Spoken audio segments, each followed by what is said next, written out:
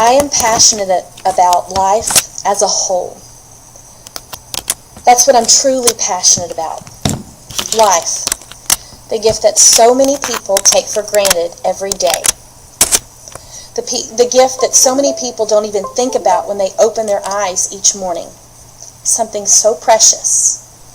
Life is what you make of it. Life has its ups and downs. Struggles are a commonplace, and if you're lucky, really lucky, the good times are too. My life is no different. I have had struggles, but I do realize, and I am grateful, that I don't have it as bad as so many other people in the world. My parents are divorced. Luckily, they get along nicely now. I was raised by a single mother who graduated from high school with me in her womb. I don't ever remember being hungry as a child. I don't ever remember not having anything that we needed. I did want for things, lots of things, and I heard we can't afford that many times. I worked in high school. I worked in college. I worked a lot in college. At one point, I had 2 full-time jobs, 1 part-time job, and I also tended bar while taking a full load of classes.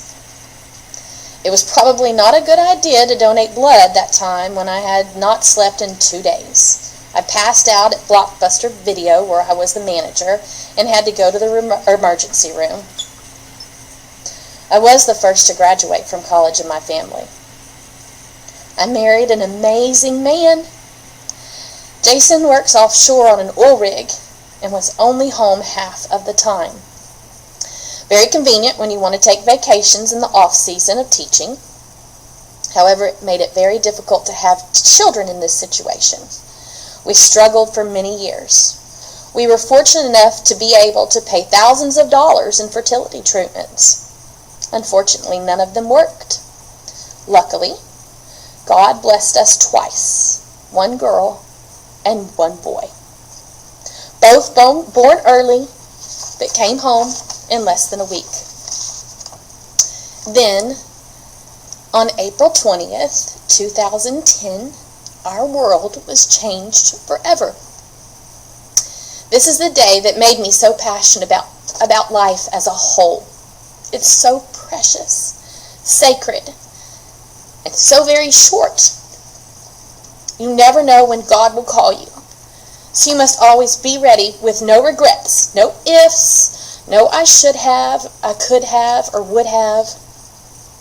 On that day, I spoke to Jason on the phone. We were remodeling the kitchen, and I was frustrated with an inspector who came by, took some pictures, told me I was going to have to tear down the whole kitchen because we didn't have a permit.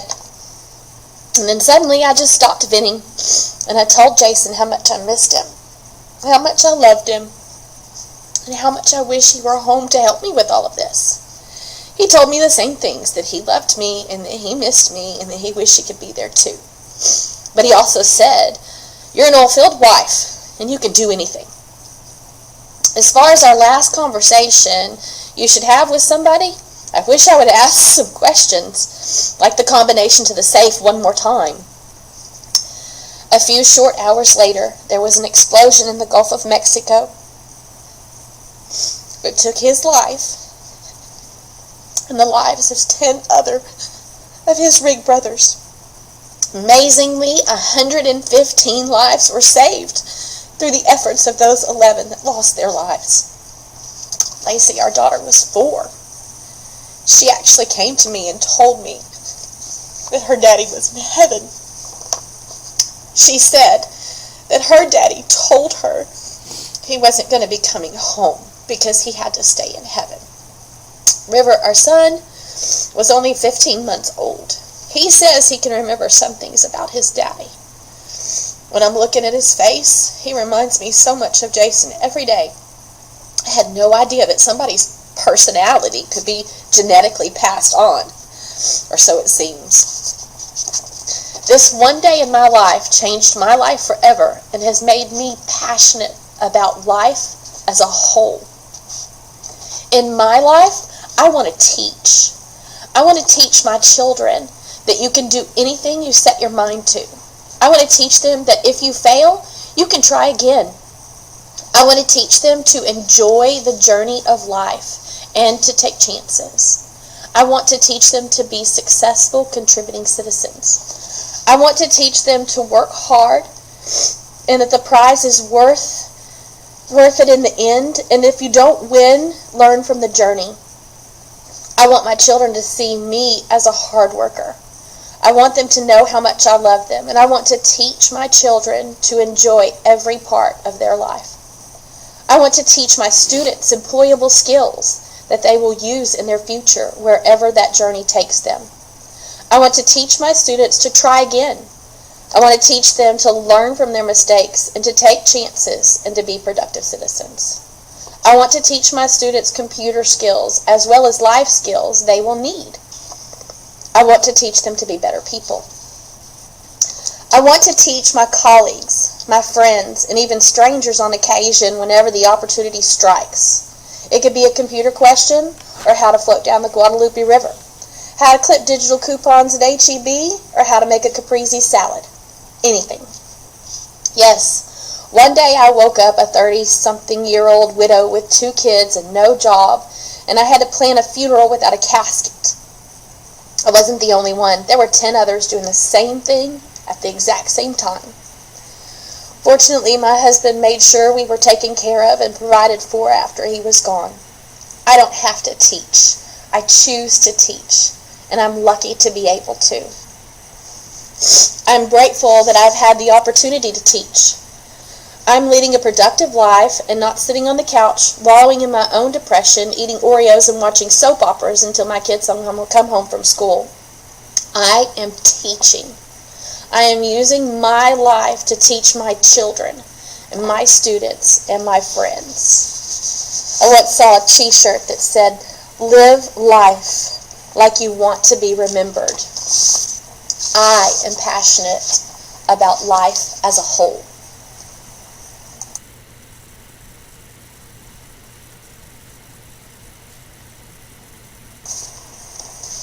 Access to technology is a major issue. There are millions of technological tools, but it takes millions of dollars to provide access to everyone. It doesn't matter if it's urban areas or rural areas like ours. In some foreign countries, phones outnumber computers or any other type of technology because it is a low cost and it is easily accessible. We need to improve the type of learning on a mobile device rather than trying to get a computer for each and every single person. We need to learn to work with what we have instead of insisting that we need more of something that we don't have, something more of something that costs more, something more that is not readily available. We need to find more technology learning tools other than the computers that we don't have. Because qualified teachers are rare in some areas of the world, they should be sharing the teachers in some way. Maybe an online class where there are low in population areas or the areas are few and far between from town to town.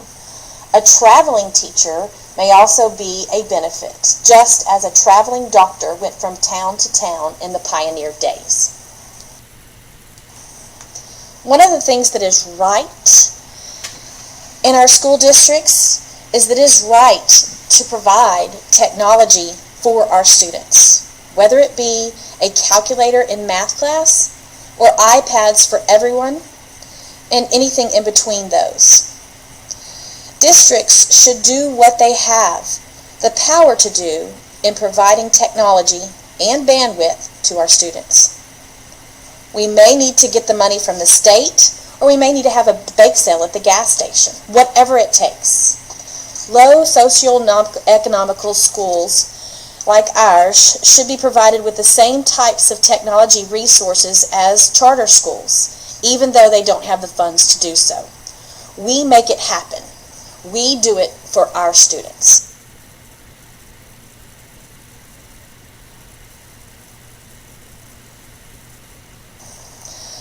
One of the things that I think is wrong is that teachers just spend too much of their own money on their classrooms and for supplies for their students. When we see a kid without a pencil, we give one our pencils. When you see 200 kids a day, that can be a lot of pencils. You can be lucky enough in an area like ours that many groups, organizations, and businesses bring truckloads of standard school supplies to our school for any teacher to use in their classroom. Teachers buy materials as well, not just school supplies. I have bought with my own money software, iPad covers, a green screen, and keyboard covers, and that was just for this summer and in the last 2 months. Of course, I realize I am fortunate to have computers to load the software on. I was lucky to get some old iPads with broken screens. I'll probably have to use my own money to get fixed. I could have probably made the green screen, but I figured the time working on this class was better spent than trying to construct a green screen wall out of fabric and PVC pipe. I want my students to learn to use the keyboard correctly, and the keyboard covers have done that in the classes that I've taught in the past. I know I'm not the only one. A friend of mine is leaving her kindergarten room for a third grade class. She raided her own daughter's personal library of chapter books so that she could take them to her classroom. Even the most basic supplies are sometimes a luxury. The copy machine used to have coded entries for each person. Once you reached your maximum number of copies, you were done. It didn't matter if it was Christmas and you still had 5 more months of school. You're out. Find a friend who has some copies left. This is particularly an unfair situation if you didn't get the workbooks you needed for the subject you are teaching, and you have to make 200 copies of every assignment you give. For the past few years, I was in charge of new teacher orientation. I gave each teacher a bag of school supplies that included a stapler, a tape dispenser, various ink pens, post-it pads, dry erase markers, paper clips, etc. All the basic things a new teacher needs. All things that are cleared out of the supply closets by the time August rolls around. New teachers don't get paid until September 20th in our district. Some of the coaches reported to duty in July. For a new, never-taught-before teacher, that is a long time to wait. By the time the first paycheck rolls around, that new coach has been eating ramen for a month and thinks the cafeteria food that they are able to charge their lunches on is gourmet victuals. Those same coaches that reported in July with no paycheck until September are the first ones to go buy knee pads with their own money for the volleyball players that don't have any, or a mouthpiece for a football player who can't afford it. That coach can't afford it either, but they do it. Just like every other teacher that needs something for their classroom and the school says that they don't have the money for that. I also threw in some gift cards to various restaurants in the area so the new teachers in our district would have something to eat besides ramen noodles and cafeteria food. Teachers having money for basic school supplies would also strengthen many marriages in the school system. I know my husband would be a much happier person knowing that the August and September credit card charges for school are less than our very own grocery bill.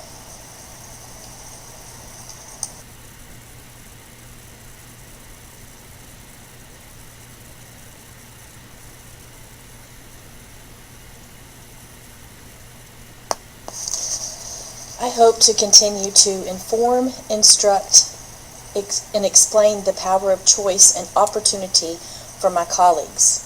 I want my co-workers to have a choice in their professional development. I want it to be more individualized to meet each person's needs. I want them also to have the opportunity for training on the technology we have in the district. Not a 2-minute video on how to hook up your computer, and not a 4-hour lecture on the benefits of Google Classroom.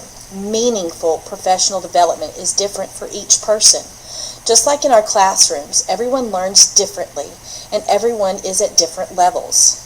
Each coworker needs something different, just like each student needs something different. I don't want our professional development to be forced, but rather a choice for all of the groups that teach in our district. I want them to have a say-so in what they want to learn and how they want to teach. I want them to have a choice in what they use in their classroom so that they can use what works for them and still take the risk at learning and using something new. If the professional development is forced on coworkers, it is just like our students in the classroom asking, why do I have to learn this? And when am I ever going to use this?